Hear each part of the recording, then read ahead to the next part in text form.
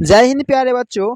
आज हम लोग क्लास 10 का संस्कृत पार्ट 1 मंगलम का VBA ऑब्जेक्टिव देखेंगे, जो आपके एग्जाम 2024 के लिए है ना अति महत्वपूर्ण होगा। अगर लगे कि आपके लिए यह वीडियो अच्छा है तो दोस्तों के साथ शेयर करें और इसी प्रकार का वीडियो देखने के लिए चैनल को सब्सक्राइब करें और नोटिफिकेशन को ऑल कर ले, ताकि आने वाला प्रत्येक वीडियो आपको मिलता रहे। तो आइए दोस्तों हम शुरू करते हैं। मैंने इस चैप्टर से टोटल 39 क्वेश्चन लिए हैं, जो 39 के 39 क्वेश्चन आपके एग्जाम के लिए है ना अति महत्वपूर्ण होंगे। टोटल कितने क्वेश्चन लिए हैं, याद रखें दोस्तों, 39 क्वेश्चन लिए, जो आपके एग्जाम के लिए अति महत्वपूर्ण है। और एक एक क्वेश्चन को आप ध्यान से देखिएगा। मैं विश्वास के साथ कहता हूँ, अगर पहला चैप्टर से अगर आएगा तो इसी में से ही है ना एक दो क्वेश्चन आएंगे। ठीक है, तो ये दोस्तों हम शुरू करते हैं। फर्स्ट क्वेश्चन को देखते हैं। देखिए ध्यान से, पहला क्वेश्चन कहता है दोस्तों कि मंगलम पाठ कहाँ से संकलित है। जो मंगलम पाठ जो है वह कहाँ से संकलित है? वेद से संकलित है, पुराण से संकलित है, उपनिषद से है या वेदांग से है? तो इसका आंसर बताइएगा, है ना। तो क्या होगा? तो याद रखिएगा दोस्तों, उपनिषद से। क्या दोस्तों? उपनिषद से संकलित है। तो एक का करेक्ट आंसर हो जाएगा सी हो जाएंगे। आगे देखते हैं क्वेश्चन नंबर 2। क्वेश्चन नंबर 2 क्या कहता है कि महान से भी महान क्या है ना। देखिए दोस्तों, महान से भी महान क्या है? तो ऑप्शन ए में बोला आत्मा, बी में बोला देवता, ऋषि या दानव। तो मैंने सब्जेक्ट में पढ़ा है एक एक करके। महान से महान क्या होता है? तो इसका करेक्ट आंसर होगा ए, यानी कि आत्मा। आत्मा जो है दोस्तों वह महान से महान कहलाता है। आगे देखते हैं क्वेश्चन नंबर 3। क्वेश्चन नंबर 3 में क्या कहता है कि है ना सूक्ष्म से भी सूक्ष्म कौन है? यानी कि सूक्ष्म मतलब क्या होता है? छोटा, यानी कि छोटा से भी छोटा, सूक्ष्म से भी सूक्ष्म कौन है? आत्मा है, गगन है, परमात्मा है या संसार है? तो 3 का करेक्ट आंसर हो जाएंगे, वह हो जाएंगे ए, यानी कि आत्मा। क्या होंगे दोस्तों? आत्मा हो जाएंगे, यानी कि सूक्ष्म से भी सूक्ष्म क्या होते हैं? तो आत्मा होते हैं। आगे देखते हैं क्वेश्चन नंबर 4। क्वेश्चन नंबर 4 में क्या कहता है कि मंगलम पाठ का रचनाकार कौन है? ये जो मंगलम जो चैप्टर आप पढ़े हैं, उस चैप्टर का है ना जो रचनाकार, जो रचने वाला होता है, वो कौन है? यानी माघ है, कालिदास है, भास है या वेद व्यास है? तो 4 का करेक्ट आंसर हो जाएगा, वो याद रखिएगा बच्चे, वो हो जाएंगे डी, यानी कि वेद व्यास, है ना। तो मंगलम पाठ का जो रचनाकार है वह कौन है दोस्तों? तो वेद व्यास जी है ना। याद रखिएगा क्या है? तो वेद व्यास। आगे देखते हैं क्वेश्चन नंबर 5। क्वेश्चन नंबर 5 में क्या कहता है कि उपनिषद के रचनाकार कौन है? देखिए ध्यान से, उपनिषद के रचनाकार कौन है? कालिदास, वाल्मीकि, वेद व्यास या तुलसीदास? तो 5 का करेक्ट आंसर हो जाएंगे, वह ध्यान से बताइए कौन होंगे? तो वेद व्यास होंगे। कौन होंगे? तो वेद व्यास होंगे। ठीक है, याद रखिए बच्चे, उपनिषद के रचनाकार कौन है? तो वेद व्यास। कौन है? तो वेद व्यास है। आगे देखिए ध्यान से, क्वेश्चन नंबर 6। क्वेश्चन नंबर 6 में क्या कहता है कि उपनिषद किसका अंतिम भाग है? ये जो उपनिषद जो है वह किसका अंतिम भाग है? साहित्य का, संस्कृत का, वैदिक साहित्य का या गीता का? तो 6 का करेक्ट आंसर जो हो जाएंगे वो याद रखिएगा, वो हो जाएंगे सी, यानी कि वो वैदिक का। किसका दोस्तों? याद रखिएगा तो, है ना, ये वैदिक साहित्य का है ना उपनिषद अंतिम भाग है। आगे देखिए ध्यान से, क्वेश्चन नंबर 7। क्वेश्चन नंबर 7 में क्या कहता है ना, ध्यान से देखिएगा, मंगलम पाठ में किस प्रकार के मंत्र है? जो मंगलम पाठ जो है वो किस प्रकार के मंत्र है? पदात्मक है, गद्यात्मक है, संकलात्मक है या नाटक्यात्मक है? तो 7 का करेक्ट आंसर जो हो जाएंगे वो हो जाएंगे पदात्मक, यानी कि 7 का करेक्ट आंसर हो जाएंगे ए। क्या हो जाएंगे? तो है ना 7 का हो जाएंगे ए, यानी पदात्मक हो जाएंगे। आगे देखते हैं क्वेश्चन नंबर 8। क्वेश्चन नंबर 8 में क्या कहता है कि उपनिषद जो है वह किसका सिद्धांत प्रकट करता है? ये उपनिषद जो है वह किसका सिद्धांत प्रकट करता है? पुराण का, दर्शन का, ईश्वर का या आत्मा का? तो 8 का करेक्ट आंसर बताइएगा बच्चे, वो हो जाएंगे दर्शन का। क्या हो जाएंगे? तो दर्शन का, यानी कि उपनिषद जो है वह दर्शन का सिद्धांत प्रकट करता है। तो 8 का करेक्ट आंसर हो जाएंगे बी। आगे देखिए ध्यान से, क्वेश्चन नंबर 9। क्वेश्चन नंबर 9 में क्या कहते हैं बच्चे कि किसे वश में नहीं किया जा सकता है? यानी कि किसे वश में नहीं कर सकते हम? ठीक है, आत्मा को, परमात्मा को, विद्या को या सिंह को? तो याद रखिएगा, है ना, इसका करेक्ट आंसर जो हो जाएंगे वो हो जाएंगे ए, यानी कि आत्मा को, है ना। आत्मा को हम बस में नहीं कर सकते हैं। ठीक है, तो किसे बस में नहीं किया जा सकता है? तो याद रखिएगा बच्चे, आत्मा को बस में नहीं किया जा सकता है। आगे देखिए ध्यान से, क्वेश्चन नंबर 10। क्वेश्चन नंबर 10 में क्या कहता है कि विद्वान शोक रहित होकर किसको देखता है। विद्वान जो है वह शोक रहित होकर के किसको देखता है, आत्मा को, विद्या को, परमात्मा को या मानव को। तो इसका करेक्ट आंसर हो जाएंगे 10 का ए हो जाएंगे बच्चे। यानी कि विद्वान जो है वह शोक रहित होकर के आत्मा को देखता है। किसको देखता है, तो आत्मा को देखता है। आगे देखिए क्वेश्चन नंबर 11। क्वेश्चन नंबर 11 में क्या कहता है कि सत्य में किसका रास्ता प्रशस्त है। यानी कि सत्य में जो है वह किसका रास्ता जो है वह प्रशस्त है। ठीक है, घर का, देवलोक का, विद्यालय का या युद्ध का। तो 11 का करेक्ट आंसर हो जाएंगे बच्चे, वो ध्यान रखिएगा बी, यानी कि देवलोक का। किसका बच्चे याद रखिएगा, तो देवलोक का, है ना। देवलोक का रास्ता जो है वह प्रशस्त है। मैंने एक एक करके, है ना, सब्जेक्टिव में सबको मैंने अर्थ के साथ बताया है। ठीक है, अगर वीडियो नहीं देखे हैं तो जरूर जा करके देखिएगा बच्चों, एक बार आपको पूरा से पूरा समझ में आएगा। आगे देखिए ध्यान से, क्वेश्चन नंबर 12 में क्या कहता है कि यह संपूर्ण संसार किसके द्वारा अनुशासित है। यह जो संपूर्ण संसार है वह किसके द्वारा अनुशासित है, आत्मा के द्वारा, परमात्मा, साहित्य या इनमें से कोई नहीं। तो 12 का करेक्ट आंसर हो जाएंगे, वो याद रखिए बच्चे बी, यानी कि परमात्मा। क्या हो जाएंगे, तो है ना, याद रखिएगा वो परमात्मा के द्वारा अनुशासित है। तो 12 का करेक्ट आंसर हो जाएंगे बी। आगे देखिए ध्यान से, क्वेश्चन नंबर 13 में क्या कहता है ना। यह क्वेश्चन जो याद रखिए बच्चे, ये VBI क्वेश्चन है ना, VBI ऑब्जेक्टिव क्वेश्चन है। यानी कि वेदा हेमंत पुरुषा महंतम डॉट डॉट विद्यान्याय। यानी कि यह जो मंत्र जो है, यह जो ये जो मंत्र जो दिया गया है, मंत्र वह किस उपनिषद से लिया गया है। यानी कि कठोपनिषद से या श्वेतात्रोपनिषद से या मुंडकोपनिषद से या ईशावास्योपनिषद से। तो 13 का करेक्ट आंसर हो जाएंगे बच्चे, वो याद रखिएगा, वो हो जाएंगे बी। कौन हो जाएंगे, तो बी, यानी कि श्वेताश्वोपनिषद से, है ना, क्या है, तो यह लिया गया है। ठीक है, तो 13 का करेक्ट आंसर हो जाएंगे बी हो जाएंगे। आगे देखिए ध्यान से, क्वेश्चन नंबर 14। क्वेश्चन नंबर 14 क्या कहता है, वो ध्यान से देखिएगा बच्चे। यानी कि अरण्यान महतो, है ना, महिमा मत्मना। यह जो मंत्र जो है वह किस उपनिषद से संग्रहित है। तो मुंडकोपनिषद से है या कंठोपनिषद से है या श्वेता, है ना, श्वेतोपनिषद से है या ईशावास्योपनिषद से है। यानी कि 14 का करेक्ट आंसर हो जाएंगे, वो याद रखिएगा बच्चे बी, यानी कि कठोपनिषद से लिया गया है। यह जो मंत्र जो लिया गया है वो किससे लिया गया बच्चे, याद रखिएगा, तो वह कठोपनिषद से लिया गया है। तो 14 का करेक्ट आंसर क्या हो जाएंगे, तो याद रखिएगा वो हो जाएंगे बी हो जाएंगे। आगे देखिए ध्यान से, क्वेश्चन नंबर 15। क्वेश्चन नंबर 15 में क्या कहता है, ध्यान देखिए बच्चे कि नदियाँ जो है ना, नदियाँ जो है वह नाम और रूप को छोड़ करके किससे मिलती है। ठीक है, समुद्र से, मानसरोवर से, तालाब से या झील से, है ना। तो इसका करेक्ट आंसर हो जाएंगे, वो हो जाएंगे ए, यानी कि समुद्र से, है ना। कैसे, तो समुद्र से, या समुद्र से क्या होते तो मिल जाते हैं। मैंने सब्जेक्टिव में अच्छी तरीके से इसको बताए हैं कि नदियाँ नाम और रूप को छोड़ के कहाँ मिल जाते हैं, तो समुद्र में मिल जाते हैं। तो 15 का करेक्ट आंसर हो जाएंगे, वो याद रखिएगा बच्चे, वो कौन होंगे, तो ए। क्या हो जाएंगे, तो ए हो जाएंगे। आगे देखते हैं ध्यान से, क्वेश्चन नंबर 16 में क्या कहता है कि किसकी विजय नहीं होती है। यानी कि किसकी विजय नहीं होती है, सत्य की, असत्य की, धर्म की या सत्य और असत्य दोनों की। तो इसका करेक्ट आंसर जो होगा वो याद रखिएगा बच्चे, वो असत्य की, है ना। असत्य की कभी विजय नहीं होती है, हमेशा हारी होती है। किसकी विजय होती है, तो सत्य की विजय होती है। तो इसका करेक्ट आंसर क्या होगा 16 का, तो बी हो जाएंगे। ठीक है, क्या होंगे, तो बी हो जाएंगे। आगे देखिए ध्यान से, क्वेश्चन नंबर 17। क्वेश्चन नंबर 17 में क्या कहता है कि है ना, किनकी महिमा का गायन हुआ है। यानी कि किनकी महिमा का गायन हुआ, विद्वान, आत्मा, समुद्र या परमात्मा।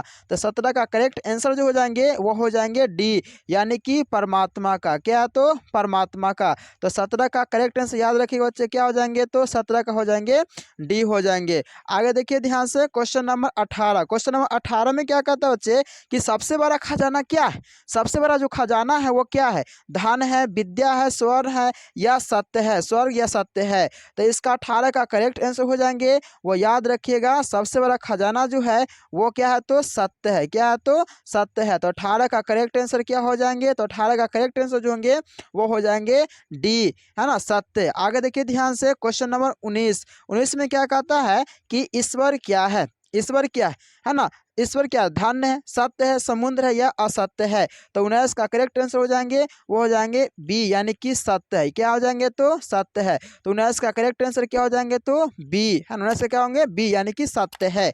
आगे देखिए ध्यान से बच्चे, ध्यान से एक एक क्वेश्चन को देखिएगा, ठीक है। अगला क्वेश्चन कहता है 20 नंबर में क्या कहता है, 20 नंबर कहता है कि ईशावास्योपनिषद में किसके विषय में कहा गया है। ये जो ईशावास्योपनिषद जो है ये किसके विषय में कहा गया है, आत्मा, परमात्मा, मानव या सत्य। तो इसका करेक्ट आंसर हो जाएंगे वो हो जाएंगे है ना तो डी यानी कि सत्य के बारे में। तो 20 का करेक्ट आंसर क्या हो जाएंगे, याद रखिएगा 20 का करेक्ट आंसर हो जाएंगे वो हो जाएंगे बी डी हो जाएंगे। आगे देखिए ध्यान से बच्चे, क्वेश्चन नंबर 21, क्वेश्चन नंबर 21 में क्या कहता है वो ध्यान से देखिएगा कि कठोपनिषद में है ना, जो कठोपनिषद जो है वो किसके विषय में कहा गया है, परमात्मा, मोक्ष, मोह या नांग्या या धन। तो 21 का करेक्ट आंसर जो हो जाएंगे है ना वो याद रखिए बच्चे, यहाँ पर थोड़ा सा मिस हो गया है, मोक्ष नहीं होगा, यहाँ पर हम कर देते हैं आत्मा। क्या कर देते हैं तो बच्चे याद रखिएगा, यहाँ पर इसका आंसर क्या होगा तो आत्मा। तो 21 का करेक्ट आंसर क्या हो जाएंगे तो 21 का करेक्ट आंसर हो जाएंगे वो बी हो जाएंगे, ठीक है। याद रखिएगा क्या होंगे तो आत्मा के विषय में कहा गया है। ये याद रखिए जो कठोपनिषद जो है वह किसके विषय में कहा गया, तो याद रखिएगा आत्मा के बारे में कहा गया है, ठीक है। आगे देखिए ध्यान से, क्वेश्चन नंबर 22, क्वेश्चन नंबर 22 में क्या कहता है कि श्वेताश्वोपनिषद में किसके बारे में कहा गया है। ये जो है श्वेताश्वोपनिषद जो है इसमें किसके बारे में कहा गया, परमात्मा, आत्मा, विद्वान या नदिया। तो 22 का करेक्ट आंसर हो जाएंगे बच्चे, याद रखिएगा वो हो जाएंगे सी यानी कि किसके बारे में तो याद रखिएगा बच्चे वो विद्वान के बारे में। तो 22 का करेक्ट आंसर क्या हो जाएंगे वो हो जाएंगे सी हो जाएंगे। आगे देखते हैं क्वेश्चन नंबर 23, क्वेश्चन नंबर 23 में क्या कहता है बच्चे कि किसके प्रभाव से विद्वान शोक रहित होते हैं, यानी किसके प्रभाव से विद्वान जो होते हैं वो शोक रहित होते हैं, धन है, मन है, इंद्रिया है या जन है। तो 23 का करेक्ट आंसर हो जाएंगे वो होंगे इंद्रिया। क्या हो जाएंगे तो इंद्रिया हो जाएंगे, ठीक है। तो इंद्रिया के प्रभाव से, किसके प्रभाव से तो इंद्रिया के प्रभाव से विद्वान शोक रहित हो जाते हैं। तो 23 का करेक्ट आंसर हो जाएंगे वो हो जाएंगे सी हो जाएंगे। आगे देखिए ध्यान से बच्चे, क्वेश्चन नंबर 24, क्वेश्चन नंबर 24 में क्या कहता है वो ध्यान दीजिएगा कि सत्य मार्ग से विद्वान कहाँ जाते हैं। ये सत्य मार्ग जो है से विद्वान कहाँ जाते हैं, देवलोक, यमलोक, परलोक या पातालोक। तो 24 का करेक्ट आंसर हो जाएंगे बच्चे वो याद रखिएगा, इसका करेक्ट आंसर होंगे ए यानी कि देवलोक। कहाँ तो याद रखिएगा बच्चे वो है देवलोक। तो 24 का करेक्ट आंसर क्या हो जाएंगे तो ए हो जाएंगे यानी कि देवलोक हो जाएंगे। आगे देखिए ध्यान से बच्चे, क्वेश्चन नंबर 25, क्वेश्चन नंबर 25 जो है वो कहता है कि कौन अपने नाम और रूप को छोड़ करके है ना, कौन अपने नाम और रूप को छोड़ करके समुद्र में मिल जाते हैं, समुद्र, झरना, नदियाँ और मार्ग, ठीक है। तो 25 का करेक्ट आंसर जो हो जाएंगे बच्चे वो याद रखिएगा वो हो जाएंगे सी हो जाएंगे। क्या होंगे तो सी यानी कि नदियाँ जो है ना अपने नाम और रूप को छोड़ कहाँ मिल जाते हैं तो समुद्र में मिल जाते हैं। तो 25 का करेक्ट आंसर हो जाएंगे हाँ क्या होंगे तो याद रखिए बच्चे वो हो जाएंगे सी हो जाएंगे। आगे देखिए ध्यान से, क्वेश्चन नंबर 26, क्वेश्चन नंबर 26 में क्या कहता है कि साधक किसको पार करते हैं, साधक जो बच्चों वो किसको पार करते हैं, मृत्यु को, अमरता को, सत्य को या जीवन को। तो 26 का करेक्ट आंसर जो हो जाएंगे वो हो जाएंगे ए यानी कि वह मृत्यु को पार करते, किसको पार करते बच्चे, मृत्यु को पार करते। तो 26 का करेक्ट आंसर हो जाएंगे ए, क्या हो जाएंगे तो ए हो जाएंगे। आगे देखिए ध्यान से, क्वेश्चन नंबर 27, क्वेश्चन नंबर 27 में क्या कहता है कि सत्य धर्म के लिए किसको हटा दे, जो सत्य धर्म जो है वो किसके लिए हटा दे, आवरण को, सत्य को है ना या है ना हिरणमयन पात्र को। तो 27 का करेक्ट आंसर हो जाएंगे बच्चे वो याद रखिएगा डी यानी कि हिरणमयन पात्रेन। क्या है तो हिरणमयन पात्रेन को क्या कर देना चाहिए, याद रखिए बच्चे इसी हिरणमयन पात्रेन को हटा देना चाहिए, है ना। अब इसका अर्थ क्या होता है मैंने आपको एक एक करके सब्जेक्टिव में 20 टोटल कितने याद रखिए बच्चे मैंने 20 शब्दार्थ को बताया है उसका हिंदी, ठीक है। यानी हिरणमय पात्रेन का मतलब होता है कि ढका हुआ एक आवरण पात्र जो होता है सत्य का आवरण वो होता है, ठीक है। तो एक एक करके अगर नहीं देखे तो जरूर जाकर के देखिएगा। आगे बढ़ते हैं क्वेश्चन नंबर 28, क्वेश्चन नंबर 28 में क्या कहता है बच्चे कि सत्य का मुख, जो सत्य का जो मुख होता है वह किस पात्र से ढका हुआ है, स्वर्ण से, शस्त्र से, है ना, शास्त्र से या विद्या से। तो 28 का करेक्ट आंसर जो होगा वो याद रखिएगा बच्चे ए होंगे, यानी कि है ना स्वर्ग से। किससे? तो स्वर्ग से। तो 28 का करेक्ट आंसर हो जाएंगे तो वो होंगे ए हो जाएंगे। आगे देखते हैं क्वेश्चन नंबर 29। क्वेश्चन नंबर 29 में क्या कहता है कि नदियाँ क्या छोड़कर समुद्र में मिल जाती है? नदियाँ जो है वो क्या छोड़कर के समुद्र में मिल जाती है? स्वरूप, नाम, काम या जल? तो 29 का करेक्ट आंसर हो जाएंगे वो हो जाएंगे बी, यानी कि नदियाँ जो है वह नाम रूप को छोड़कर कहाँ मिल जाते हैं? तो याद रखिएगा वो समुद्र में मिल जाते हैं। तो 29 का करेक्ट आंसर क्या हो जाएंगे? तो बी हो जाएंगे। आगे देखिए ध्यान से क्वेश्चन नंबर 30। क्वेश्चन नंबर 30 में क्या कहता है कि प्राणियों के हृदय रूपी गुफा में कौन बंद है? यानी कि प्राणियों की जो हृदय मुखी गुफा जो होते हैं उसमें कौन बंद है? देवम है, राक्षसम है, आत्मा है या शरीरम है? तो 30 का करेक्ट आंसर हो जाएंगे वो याद रखिए बच्चे सी, यानी कि सी जो है वो प्राणियों की हृदय मुखी गुफा में क्या है? तो बंद है। तो कौन है? तो वो आत्मा है। तो 30 का करेक्ट आंसर क्या हो जाएंगे? याद रखिएगा वो सी हो जाएंगे, आत्मा। आगे देखिए ध्यान से क्वेश्चन नंबर 31। क्वेश्चन नंबर 31 में क्या कहता है? नदियाँ कहाँ जाकर के मिलती है? ये नदियाँ जो है वो कहाँ जाकर के मिलती है? सरोवर में, समुद्र में, तालाब में या नगर में? तो 31 का करेक्ट आंसर हो जाएंगे बच्चे वो याद रखिएगा वो हो जाएंगे बी, यानी कि वो कहाँ? तो समुद्र में। कहाँ मिल जाते हैं नदियाँ? तो समुद्र में। तो 31 का करेक्ट आंसर क्या हो जाएंगे? तो वो हो जाएंगे बी हो जाएंगे। आगे देखिए ध्यान से क्वेश्चन नंबर 32। क्वेश्चन नंबर 32 में क्या कहता है बच्चे? ध्यान दीजिएगा, एक एक क्वेश्चन आपके लिए बहुत ही इंपॉर्टेंट है, ठीक है। मैं बार बार ये चीज को बोल रहा हूँ। किसकी जय होती है? यानी कि किसकी जय मतलब जीत होती है? क्रोध, मोह, असत्य या सत्य की? तो 32 का करेक्ट आंसर याद रखिएगा बच्चे वो हो जाएंगे डी, यानी कि जीत जो होती है हमेशा किसकी होती है? तो सत्य की होती है। तो 32 का करेक्ट आंसर होगा वो हो जाएगा डी हो जाएगा, ठीक है, यानी कि सत्य की जीत होती है।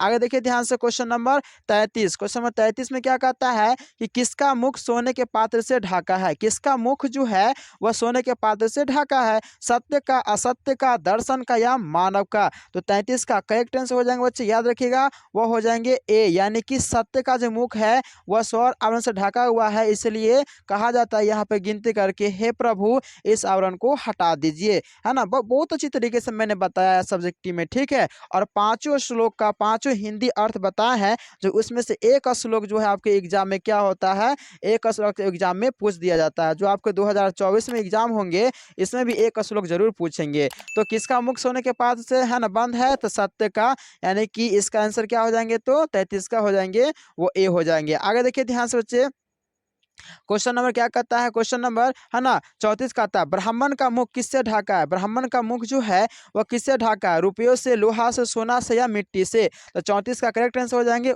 मैंने सी हो जाएंगे, यानी कि सोना से। किससे ढका हुआ है? तो सोना से। तो 34 का करेक्ट आंसर क्या हो जाएंगे बच्चे? वो सी हो जाएंगे। आगे देखिए ध्यान से देखते हैं क्वेश्चन नंबर 35। क्वेश्चन नंबर 35 में क्या कहता है ना विद्वान, है ना विद्वान अपना नाम छोड़कर किससे मिल जाते हैं? तो आत्मा में, जल में, परमात्मा में या हवा में? तो 35 का करेक्ट आंसर हो जाएंगे वो हो जाएंगे सी, यानी कि परमात्मा में। कहाँ? तो परमात्मा में। तो 35 का करेक्ट आंसर होंगे बच्चे वो हो जाएंगे सी, है ना। तो सी यानी कि परमात्मा, विद्वान अपना नाम को छोड़ किससे मिलते हैं? तो परमात्मा में मिल जाते हैं। आगे देखिए ध्यान से क्वेश्चन नंबर 36। क्वेश्चन नंबर 36 में क्या कहता है वो ध्यान से देखिएगा कि ऋषि लोग, देवलोग, है ना, ऋषि लोग और देवलोग की प्राप्ति के लिए किस मार्ग को अपनाते हैं? जल मार्ग, सत्य मार्ग, वायु मार्ग या असत्य मार्ग? है ना। तो 36 का करेक्ट आंसर होंगे वो हो जाएंगे बी, यानी कि सत्य मार्ग के लिए। किसके लिए? तो है ना सत्य मार्ग के लिए। तो 36 का करेक्ट आंसर होंगे वो हो जाएंगे बी हो जाएंगे। आगे देखिए ध्यान से बच्चे क्वेश्चन नंबर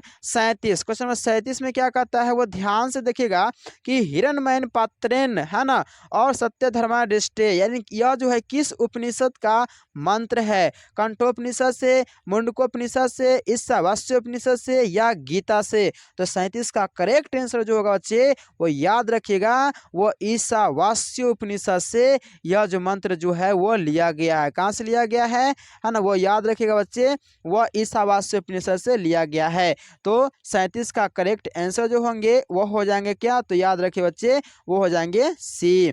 आगे देखिए ध्यान से क्वेश्चन नंबर है ना 38। क्वेश्चन नंबर 38 में क्या कहता है वो ध्यान से देखिए उपनिषद के अंतिम भाग में किसका सिद्धांत है? ये जो उपनिषद के अंतिम भाग में जो है वो किसका सिद्धांत है? दर्शन शास्त्र, पुराण, गीता या है ना अर्थशास्त्र? तो 38 का करेक्ट आंसर होंगे वो हो जाएंगे ए, यानी कि क्या होंगे बच्चे याद रखिएगा? तो वो हो जाएंगे दर्शन शास्त्र। क्या हो जाएंगे? तो दर्शन 7 से। तो 38 का करेक्ट आंसर हो जाएंगे ए हो जाएंगे। आगे देखिए ध्यान से, है ना, 39 जो लास्ट क्वेश्चन है, ठीक है, जो कहता है कि आदित्य का पर्यायवाची क्या है। आदित्य का पर्यायवाची क्या होंगे, चंद होंगे, सरोवर होंगे, सूर्य होंगे या ईश्वर होंगे। इसका करेक्ट आंसर क्या हो जाएंगे, तो सूर्य। क्या हो जाएंगे, तो सूर्य हो जाएंगे। तो मैंने टोटल यहाँ पे कितने क्वेश्चन कराए हैं, याद रखिए, टोटल क्वेश्चन जो मैंने 39, है ना, पहला चैप्टर से मंगलम पाठ जो है इससे 39 क्वेश्चन करवाए हैं, जो 39 के 39 बहुत ही इंपॉर्टेंट क्वेश्चन है।